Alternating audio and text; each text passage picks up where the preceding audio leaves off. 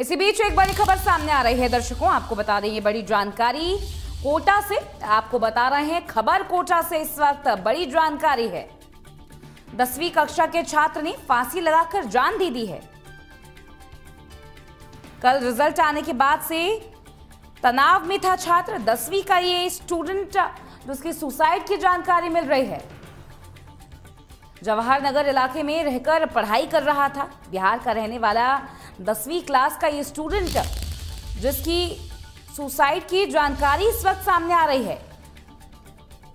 बड़ी खबर है इस वक्त की, कोटा से आपको बता रहे हैं 10वीं कक्षा के छात्र ने फांसी लगाकर आत्महत्या कर ली है।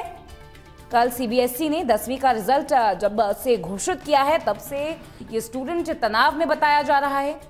जवाहर नगर इलाके में रहकर पढ़ाई कर रहा था स्टूडेंट और बिहार का रहने वाला है। सीबीएसई का जो 10th का रिजल्ट कल अनाउंस किया गया है उसके बाद से ही 10वीं का ये छात्र, बिहार का रहने वाला ये छात्र काफी तनाव में था, काफी स्ट्रेस में था और आज जानकारी मिल रही है कि फांसी लगाकर आत्महत्या कर ली है स्टूडेंट ने। जवाहर नगर इलाके में रहकर पढ़ाई कर रहा था स्टूडेंट।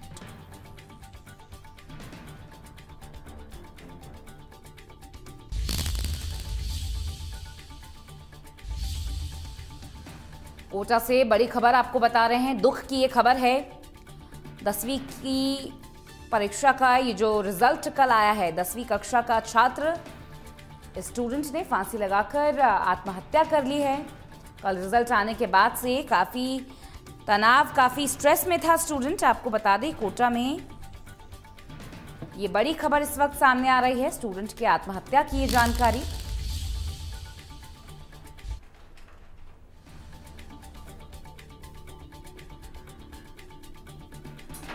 इसी खबर पर इंडिया न्यूज संवाददाता योगेंद्र हमारे साथ जुड़ गए हैं। योगेंद्र, कल सीबीएसई का 10th का रिजल्ट अनाउंस किया गया और उसके बाद से ये बताया जा रहा है कि स्टूडेंट काफ़ी तनाव में था और फांसी लगाकर सुसाइड जो है यहाँ पर किया गया है।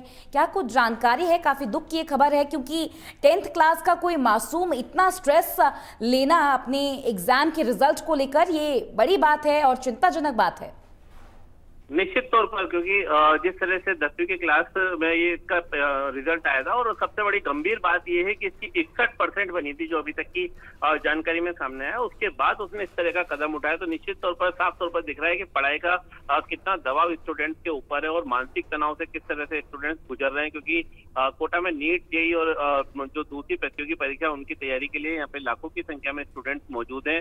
और जिस तरह से पहले कोचिंग स्टूडेंट्स के सुसाइड की घटनाएं सामने आती थी, लेकिन जिस तरह का ये घटनाक्रम सामने आया उससे कहीं ना कहीं प्रशासन पर भी गंभीर सवाल निशान खड़े होते हैं, क्योंकि उनकी गाइडलाइंस जो है वो छात्रों को तनाव से नहीं उबार पा रही है। और जिस तरह का सीबीएसई का रिजल्ट आया उसके बाद आज सुसाइड की घटना सामने आई जिसमें नाबालिग छात्र जो कि बिहार का निवासी था, अनिकेश इसका नाम अभी तक सामने आया है। और सबसे बड़ी बात, 61% बनने के बाद भी छात्र ने इतना खौफनाक कदम उठाया, तो इसके लिए कहीं ना कहीं सोचने की जरूरत है। परिजनों ने हालांकि इस पूरे घटनाक्रम से मीडिया से दूरी बनाकर रखी और मीडिया को कुछ भी नहीं बताया, लेकिन इसमें कहीं ना कहीं जिस तरह के मामले सामने आ रहे हैं उससे कहीं ना कहीं अब सवालिया निशान जरूर खड़ा होता है। क्योंकि कोटा में लाखों के स्टूडेंट्स पढ़ रहे हैं यहाँ पे, तो तनाव उन पे आखिर किस तरह का है कि क्यों इस तरह का कदम उठा रहे हैं। क्योंकि ज्यादातर सुसाइड की घटनाएं नाबालिग छात्रों में देखने को मिल रही है, तो उनका मानसिक तौर पर वो प्रिपेयर नहीं हो पा रहे।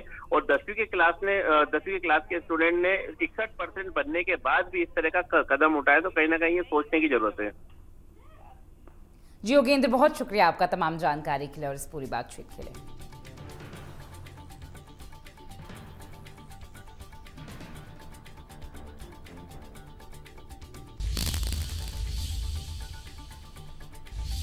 सुना आपने हमारे सहयोगी योगेंद्र को, जानकारी उन्होंने दी है किस तरीके से कोटा से लगातार इस तरह की खबरें सामने आती रहती हैं। स्टूडेंट्स की आत्महत्या की ये खबरें, काफ़ी अच्छी परसेंटेज रखने के बाद भी जो सेल्फ सेटिस्फैक्शन स्टूडेंट्स को नहीं मिलता है, ऐसे में ये बड़ा सवालिया निशान यहाँ पर और दुख की ये खबर। आगे बढ़ते हुए अगली खबर का भी